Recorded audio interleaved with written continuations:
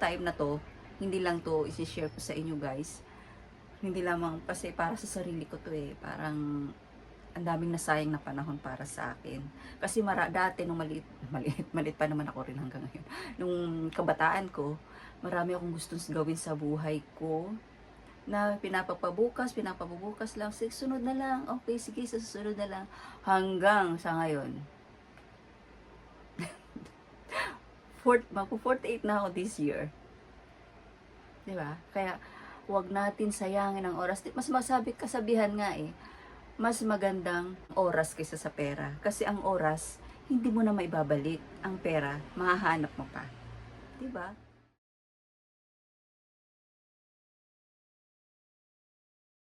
Hi guys! Welcome back to my channel. So, time check. 3:25. Kita nyo ba guys? Ayan. 3:25. Sabi ko, gagawa ako ng video ngayon kasi sayang ang oras. So, alam nyo ba guys? Yan. Ang aking topic ay tungkol sa time. Hindi tungkol sa watch ha, sa time. So, paano ba natin ni-spend ang bawat oras, minuto, segundo, araw sa ating buhay? So, habang tayo nabubuhay, ito ha, i-ano ko sa iyo. Ilalagay ko rin sa screen ha. As long as you are alive, your time 24 hours, 1,440 minutes, and 86,400 a day will be spent. So, nasa atin desisyon kung paano natin gugugulin ang oras na mayroon tayo. At ano bang mga mahalagang bagay ang dapat unahin, ang dapat gawin. So, yun ang aking itatapik ngayon guys. Kasi, minsan, namamalayan mo ang isang taon, natapos na. Parang, ano nangyari? Parang, ngayong taon na to, bakit ganun? Bakit ganito lang na aking nagawa? Bakit parang walang nangyari sa buhay ko? So, ang sabi nga dito guys ay, we can fill with life-building activities or we can let it sift through our fingers hour by hour, day by day, week by week, until before we know it, an entire year is gone and very little accomplished. So parang wala. Ang na-accomplish natin sa buhay natin ay kakatiting lang. So parang ako, ay magpo-47 na ako, ano na nangyari? Ay magpo-48 na ako, ano nangyari? Parang ang bilis kong tumanda, parang wala pa rin akong na-achieve. Mas magandang ang oras kaysa sa pera. Kasi ang oras, hindi mo na maibabalik. Ang pera, mahahanap mo pa. Diba? I-share ko muna to sa inyo guys ha. Sabi, time management skills are essential because it helps us use time wisely and stop wasting time. We become more focused and productive when we are in charge of how we use our time. Productivity leads to profitability. So, good time management can add to your bottom line. So, kaya nga guys, diba, meron tayong pag New Year, hindi mawawala sa atin yung mga planner. Buong year yan, dapat may nakasulat na tayo dyan na kung ano mga dapat gawin. So, number one ay set our goals. Yun. Set goals correctly. Yun. Ano ba yung mga goals mo this year? Yun ang dapat unahin mo, ilagay mo para ma-manage mo yung time mo at wala kang makakaligtaan.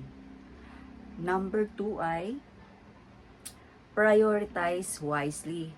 So, halimbawa may goals ka, kung anong goals mo sa year na to, pero mayroong dapat ding i-prioritize sa mga goals na yon na gagawin mo. Halimbawa, yung goals mo ay mapalago yung business mo. Tapos, yun ang dapat i-prioritize mo kaysa sa marami kasing goals, di ba? Halimbawa, gusto mo may pumupuntahan kang travel or mga kung ano-ano pang mga adventure na gusto mong gawin. Pero, may goal ka rin na yung business mo ay mapalago. So, i-prioritize mo muna yung business. Kaya nga, prioritize wisely. Number 3 is set a time limit. Ayun. Lagyan mo ng limitation yung time na yon. Halimbawa, ito para sa goal ko na to kailangan 1 week lang to, or ito sa goal na to 3 months, or ito sa goal na to kailangan ma-achieve ko to ng 1 week, para talaga ma-divide mo yung oras. So, punta na tayo guys sa 4. Take breaks between tasks. So, ayun naman guys. So, kung na-set mo na yung tasks and goals mo, syempre, wag mo rin papabayaan. Take a break. Diba? Kasi, pag naging busy ka rin, hindi mo na mamalayan na umandar na yung oras, araw, buwan, taon. Ay, napabayaan mo na yung sarili mo, yung commitment mo sa pamilya mo, sa asawa mo, naging busy ka na. Ayan, iba na. Parang wala na rin. Wala na rin silbi yung iyong time na mga ginagawa. Meron ka rin isang napabayaan. So, kaya take a break din in your goal for a whole year. So, next guys ay organize yourself and remove non-essential tasks. Halimbawa na lang natin sa ating mga nanay. May bibilhin ka sa tindahan, may nakita kang kachika. Syempre, ayan, mayroon ka pang mga gagawin, di ba?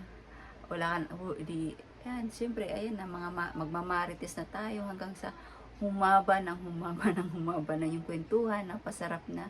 Hindi mo alam yung oras, lumipas na, hindi ka pa nakakaluto ng tanghalian. So, magdadatingan na yung mga estudyante. Ayan. Kaya, alamin natin yung ating oras, i-manage natin ng maayos. Remove non-essential tasks. So, yung mga hayaan mo na muna yan. Halimbawa rin naman, naglilinis ka ng bahay, tapos habang naglilinis ka, nadampot mo yung cellphone, wala ka, ayan, scroll ka na lang, scroll sa iyong mga Facebook o TikTok, Instagram, ano ba, ayan, nawala. Hindi mo na mawalayan, hindi ka pa tapos maglinis, gabi na. Kaya, manage your time, mga nanay. Diba, ganun. O kaya naman din, nagbukas ka ng TV habang naglalaba ka. Tapos, napasarap yung panonood mo. Kasi, yung series na inaabangan mo, ayan, hindi mo alam mamalayan, natapos mo na yung buong serye, hindi ka pa nakakasampay. Kaya, di ba, mga nanay, remove unnecessary tasks. Kumbaga, mag-set ka ng time para sa panonood mo, para sa pag-scroll mo sa Facebook or Instagram or TikTok, para natatapos mo kaagad ang iyong gawain. Kasi ako ganyan din, mga nanay. Minsan naghuhugas ako ng pinggan, nandiyan yung cellphone ko. Imbis na matapos agad yung hugasan ko, pati yung cellphone ko, ayan, nababasa na kasi nasama eh. Kaya hanggat maaari talagang manage our time. Kasi kailangan mayroon po tayong time para sa ating mga anak. Lalo na ang mga bata ngayon, mga magulang ko, mga kapwa magulang ko. Ang mga bata ngayon nagsisilakihan, hindi natin namamalayan. Ang bilis talaga ng panahon. Ang bilis lumipas ng taon, buwan, araw, oras. Kaya pahalagahan natin ang oras na nagdadaan sa ating buhay. it's God given to us. Nasa atin po yan kung paano natin i-manage, kung paano natin yan hahawakan, kasi ang oras po ay hindi na natin mababalik sa ating buhay. So ang last na aking tips ay plan ahead. Halimbawa, pupunta kayo sa bakasyon. Example nitong summer, 'di ba? Para hindi lang ninyo mamamanage ang inyong oras, pati pa ang budget. Kaya plan ahead, guys. At syempre, meron din kayong dapat backup plan. Kasi sa buhay natin, hindi natin minsan hindi ang mga emergency na mga nangyayari. Halimbawa, mayroong nangyaring hindi maganda. So, dapat may backup plan. Kaya guys, manage your time well. Kasi, ang taon, ang oras ay hindi na maibabalik. At syempre guys, sa bawat oras na nagdadaan sa ating buhay, pasalamatan natin ang ating Panginoong Diyos sapagkat buhay pa tayo. At siya ang nagbigay sa atin ng oras na yan. So, kung nagustuhan niyo po itong aking binihaging video ngayon, please give it a thumbs up and subscribe na po kayo sa aking channel sa mga hindi pa nakaka-subscribe. And don't forget, Jesus love you so much. Bye everyone. God bless.